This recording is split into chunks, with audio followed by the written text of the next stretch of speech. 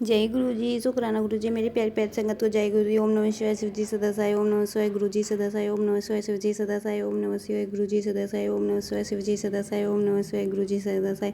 सारी संगत गुरु जी के मंत्र जाप करते रहिए। मेरी प्यारी प्यारी संगत को जय गुरु जी। शुक्राना गुरु जी। अनंतम अनंतम बार शुक्राना गुरु जी। इन्हीं की कृपा से सजे हम। मैं बचपन में सुनता आया था कि जीवन में एक गुरु का होना बहुत आवश्यक है और यह मुझे हमेशा सोचने पर मजबूर कर देता। मेरे गुरुजी कैसे होंगे, मैं उन्हें पहचानूंगा कैसे। मुझे इन सवालों में का जवाब गुरुजी के यहाँ पहुँचकर मिला। मेरे प्रतिपालक डॉक्टर डावर, जिनके अधीन मैं डॉक्टरेट कर रहा था और जिसके साथ मैं काम कर चुका था, मुझे गुरुजी के पास लेकर गए। वह मुझे और मेरे दो सैनिकों को जुलाई 2007 में छोटे मंदिर ले गए। मेरे पहले दर्शन बहुत सुहाने थे। मैंने शब्द के साथ चाय, प्रसाद और लंगर का आनंद उठाया। मुझे बाद में इस बात का एहसास हुआ कि गुरुजी थे हमारे तारक, जिन्होंने हमें अपने पास बुलाया था, हमें वो खुशियाँ प्रदान करने के लिए जिनकी हमें इतनी चाह थी। निधि एक सॉफ्टवेयर प्रोफेशनल के साथ मेरे शादी को 4 साल हुए थे, पर हमें कोई संतान नहीं हुई थी। शादी के 1 साल बाद हमें चिकित्सकों की सलाह ली थी। 2005 में हमें पता चला कि निधि को एंडोमेट्रियोसिस थी और फिर उनका ऑपरेशन हुआ, पर उससे कोई लाभ नहीं हुआ। अल्ट्रासाउंड में से पता चला कि उसे यह परेशानी दोबारा हो गई थी। यह हमारी परीक्षा की शुरुआती थी। चिकित्सकों को शंका थी कि मेरी पत्नी को बहुत परेशानियां थी और मेरी पत्नी को असंख्य परीक्षण झेलने पड़े और भारी मात्रा में दवाइयां दी गई और उसे गॉल ब्लैडर में 5 mm की पथरी हो गई थी। हमने बहुत सारे कैम्पिक उपचार भी किए, जैसे आयुर्वेदिक और होम्योपैथिक, पर कोई लाभ नहीं हुआ। अंत में ऑपरेशन के 2 साल बाद 2007 में चिकित्सकों ने हमें कहा कि इन विट्रो फर्टिलाइजेशन IVF ही एक विकल्प था। यहाँ वो साल था जब हमें गुरुजी के दर्शन हुए थे और मेरी पत्नी नवंबर 2007 में पहली बार एम्पायर स्टेट साथ गई। IVF का दौर शुरू करने के ठीक पहले हमारी इस समस्या के बारे में किसी को नहीं पता था। मैंने एम्पायर स्टेट जाकर प्रार्थना की कि परिणाम सकारात्मक आए, पर दिसंबर में जब IVF का एक दौर खत्म हुआ तो परिणाम नकारात्मक आया। हम निराश हो गए। मेरी पत्नी को बेहतर नौकरी मिली। यह वो समय था जब हमारे जीवन में गुरुजी का सही मायने में प्रवेश हुआ। हमें इस उदासी के साए से निकलने के लिए वो नकारात्मक परिणाम आने के कुछ दिनों के अंदर ही मुझे पता चला कि मेरे थीसिस की सारी रेफरी रिपोर्ट मिल गई थी। IIT दिल्ली में मेरे सुपरवाइजर मेरे परीक्षक के पास गए थे और मेरे थीसिस का प्रत्युत्तर, जो 2 जनवरी 2008 को होता था, उसके लिए उपस्थिति होने के लिए मान गए थे, जबकि उन्हें 1 हफ्ते से भी कम का समय दिया गया था। इसके बाद से हम गुरुजी के दर्शन के लिए हर परिवार छोटे मंदिर जाने लगे। गुरुजी के आशीर्वाद का पहला संकेत और हमें अपने जीवन सकारात्मक बदलाव मार्च 2008 में देखे। अपने बॉस के दृश्य, काम का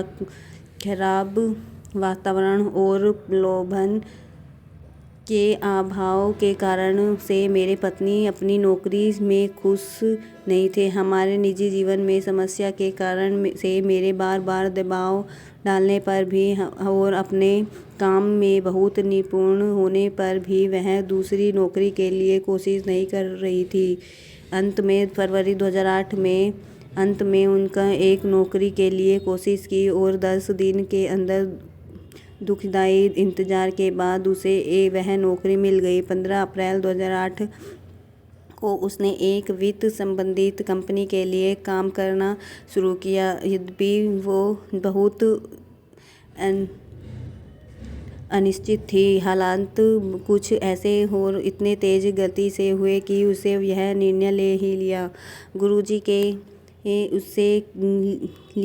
उसके लिए जो जगह चुनी वह उसे पसंद आई। अब उसे कोई परेशानी नहीं थी। वहाँ के काम का वातावरण तनाव मुक्त था और उनका वेतन दुगुना हो गया। श्रद्धा प्रबल होते ही मेरी पत्नी गर्भवती हुई। हमारे निसंतान होने के फलस्वरूप गुरुजी ने हमें होम्योपैथिक डॉक्टर के पास वापस निश्चित किया और मेरी पत्नी को प्रसाद भी दिया। यद्यपि मई 2008 में जो महासंबंधित दिव्य का आयोजन हुआ, हम उसमें नहीं जा पाए। एक भक्त की श्रृंखला मेरी पत्नी के लिए थोड़ा लस्सी प्रसाद लेकर आए। अगले अल्ट्रासाउंड में एंडोमेट्रियोसिस और पित्त पथरी पूरी तरह से हट गई थी। यहाँ तक कि जब हमारे चिकित्सक को पित्त पथरी के बारे में बताया तो उसने अपने दिए हुए पर्चे कई बार देखे और बोला कि पथरी के लिए तो उसने कभी दवाई लिखी ही नहीं थी और फिर भी पथरी गायब हो गई थी। फिर भी पैथोलॉजिस्ट को लेकर कोई ठोस परिणाम मिलने से अभी हम बहुत दूर हैं।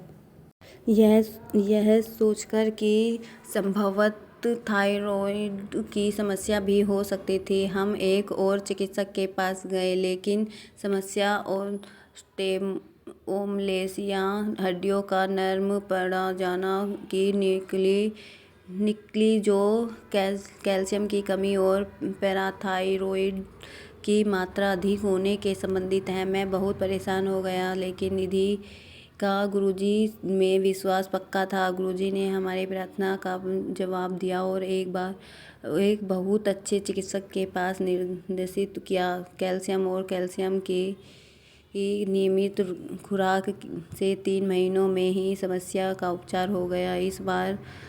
इसके बाद कई संदेशों और बड़े मंदिर में अपनी गद्दी पर दर्शन देकर नवंबर 2008 में गुरुजी ने हमें विशेष उपचारों की तरफ भी निर्देशित किया। साथ ही हमने एक्यूपंक्चर भी कराया। फरवरी 2009 में निधि गर्भवती हुई। गुरुजी ने हमें जो सौगात बख्शी उसके लिए मैं अपना आभार शब्दों में व्यक्त नहीं कर सकता। हमारे लिए जो भी अच्छा होता है गुरुजी हमें वो देते रहे हैं। गुरुजी ने कई बार और कई जगहों पर अपने उपस्थित होने का आभास कराया है। सपनों में दर्शन के द्वारा उनकी सुगंध का जो कभी भी हमें आ जाती है। और ऐसे कई और भी उदाहरण है, जैसे कि गुरुजी की कृपा से मेरे साला अपनी नौकरी बदल पाया। 15 सालों की कोशिश के बाद गुरुजी ने हम हर कदम पर उसका मार्गदर्शन किया। गुरुजी ने हमेशा हमारी रक्षा की है। मेरी यही प्रार्थना है कि वह हमेशा हमें अपनी शरण में रखे, अपने चरण कमलों में पास हम पर और सारी संगत पर अपना आशीर्वाद बनाए रखे। जय गुरुजी। शुक्राना गुरुजी। ओम नमः शिवाय। शिवजी सदा साई। ओम नमः शिवाय। गुरुजी सदा साई।